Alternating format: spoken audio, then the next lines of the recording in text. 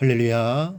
사랑하는 대강의 가족 여러분, 오늘 하루도 하나님의 말씀과 동행하는 삶이 되길 소망합니다.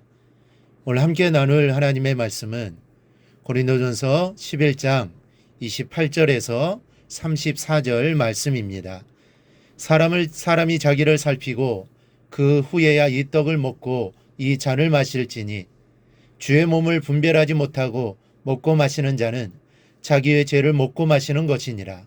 그러므로 너희 중에 약한 자와 병든 자가 많고 잠자는 자도 적지 아니하니 우리가 우리를 살폈으면 판단을 받지 아니하려니와 우리가 판단을 받는 것은 주께 징계를 받는 것이니 이는 우리로 세상과 함께 정죄함을 받지 않게 하려 하심이라. 그런지 내 형제들아, 먹으러 모일 때 서로 기다리라.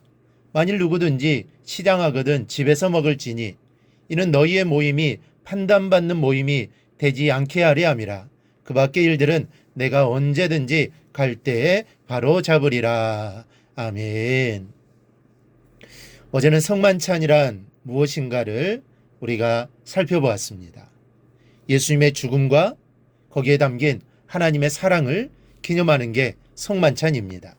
그리고 이에 그치는 것이 아니라 이 죽음과 사랑을 전하는 증인의 삶을 살기로 다시 한번 결단하는 거룩한 예식이 성만찬입니다.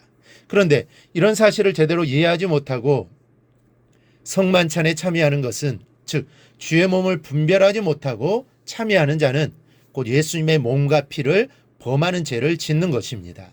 오늘은 주의 몸을 분별하지 못하는 것이 어떤 것인지를 고린도 교회 상황에 비추어 살펴보고자 합니다. 먼저는 분당 또는 분파를 짓는 행위입니다. 성만찬 시 떡은 주의 몸을 상징합니다. 그리고 주의 몸은 또한 교회를 상징합니다.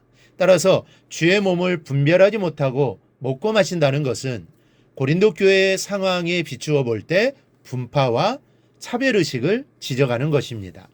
이 고린도 교회는 은사 문제로도 그렇고 교리적인 의견을 놓고도 그렇고 성찬 문제로도 그렇고 걸핏하면 내 편 네 편을 갈라서 당을 지어 대립하였습니다. 은사도 은사를 받은 사람끼리 모여 은사를 받지 못한 사람을 멸시하고 자신이 받은 은사가 최고라고 말합니다. 바울파, 게바파, 아볼로파, 그리스도파로 나뉘어져서 자신의 파가 최고라고 합니다. 그러니 그런 사람들에게 교회 전체가 하나의 그리스도의 몸이라는 사실에 대한 인식이 있을 수 없는 것입니다. 이런 인식이 없으니까 걸핏하면 나뉘고 대립하는 것입니다.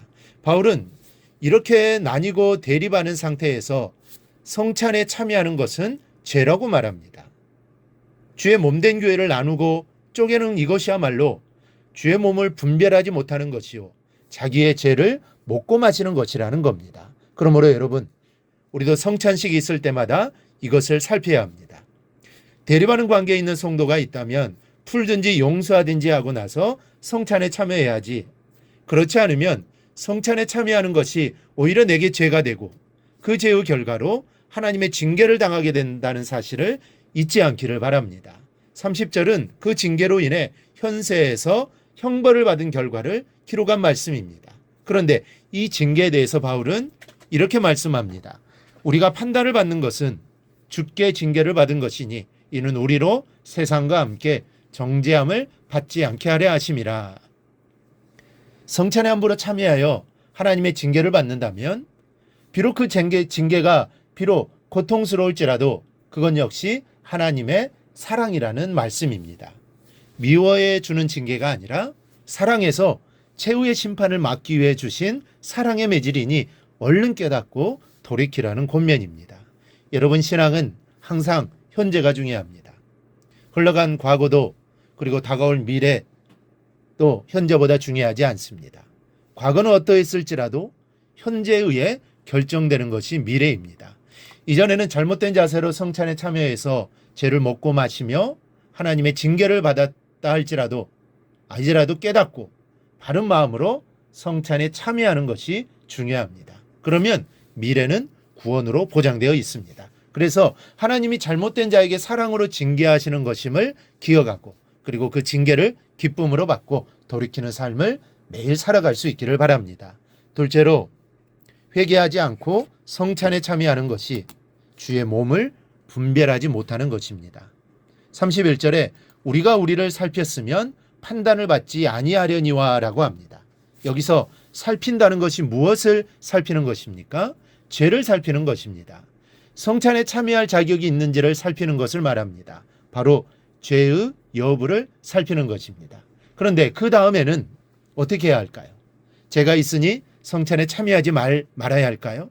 그렇다면 저와 여러분, 아니 이 세상의 온 성도 중에 성찬에 참여할 자격을 가진 사람은 한 사람도 없을 겁니다. 여러분, 우리가 우리 자신을 살피는 것은 죄의 유무를 알고자 함이 아닙니다. 굳이 살피지 않아도 우리는 우리 자신에게 죄가 있음을 알고 있습니다. 그러니 자신을 살피라는 것은 죄를 회개하라는 것입니다. 그래서 죄를 용서받은 자로서 성찬에 참여하라는 말씀입니다. 이 성찬은 죄인을 위한 것입니다. 바로 저를 위한 것이고 또 여러분을 위한 것입니다. 그러나 성찬은 죄를 용납하지 않습니다. 죄를 가지고 성찬에 참여하는 것은 인간을 죄에서 구원하신 예수님을 모욕하는 것이기 때문입니다. 그러므로 죄인인 우리가 성찬에 참여할 수 있는 길은 오직 회개하는 길뿐입니다. 죄를 회개함으로 용서함을 받았을 때 성찬에 합당하게 참여할 수 있습니다. 여러분, 교회는 예수를 구주로 믿는 성도들의 한 가족된 모임입니다. 이 교회를 나누는 사람이 되어서는 안 됩니다. 교회를 용서하는 것이 되게 하십시오. 교회는 사람의 장벽이 무너지는 곳이 되어야 합니다.